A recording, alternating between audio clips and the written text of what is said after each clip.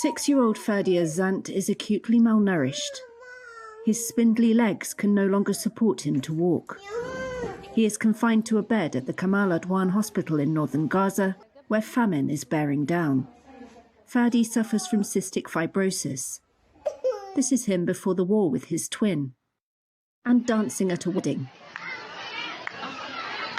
You didn't feel he was ill, his mother Shima says. He went to kindergarten with his brother like any other child. Then, she says, Fadi was taking medicine that his family can no longer find and eating a balanced diet, vegetables, fruits, and his favourite, grilled chicken. Fadi's condition began to deteriorate about 2 months ago. He'd sometimes have 10 bouts of diarrhoea a night. Before the war, he weighed 66 pounds. Now, his mother says, just 26. Dehydration from diarrhoea, rampant in the tent cities many Gazans now live in, hastens malnutrition. Without urgent action, famine will hit between now and May in northern Gaza, where 300,000 people are trapped by fighting. That's according to the world's hunger watchdog, the Integrated Food Security Phase classification, on Monday. If the war continues, his condition is getting worse. He is getting weaker. He keeps losing things. He can no longer walk. He can no longer stand. When I help him stand up, he falls straight away. He cannot hold himself. Kamal Adwan has treated most of the 27 children the health ministry in Hamas-run Gaza says have died of malnutrition and dehydration in recent weeks.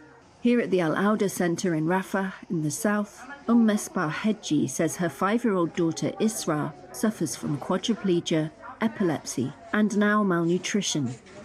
Her medication is no longer available and she has lost a lot of weight. Displaced like nearly all Gazans, the family now lives in a camp with no work or money. I die 1,000 times a day. I feel bad for her when I see her having spasms. There's no medication. She's hungry. I know she's hungry. The ward nurse, Amira Abu Jawayad, says the hospital is unable to get enough milk for the children. The situation is catastrophic. Every day it gets worse. The children here are suffering from malnutrition. We see it in a frightening way each day. We have 5 to 10 cases of children who have severe deficiency in nutrition, especially milk. On March 4th, 12-year-old Yazan Al-Kafana, who had cerebral palsy, died in southern Gaza, days after Reuters took these photographs. As well as for children like Fadi, Isra and Yazan, who have pre-existing medical conditions, risks are rapidly rising for many other kids in Gaza, UN agencies say. Children's agency UNICEF said last week nearly 1 in 3 children under 2 in northern Gaza suffer from acute malnutrition, twice as many as in January. It found that 4.5% of children had severe wasting, the most life-threatening form of malnutrition.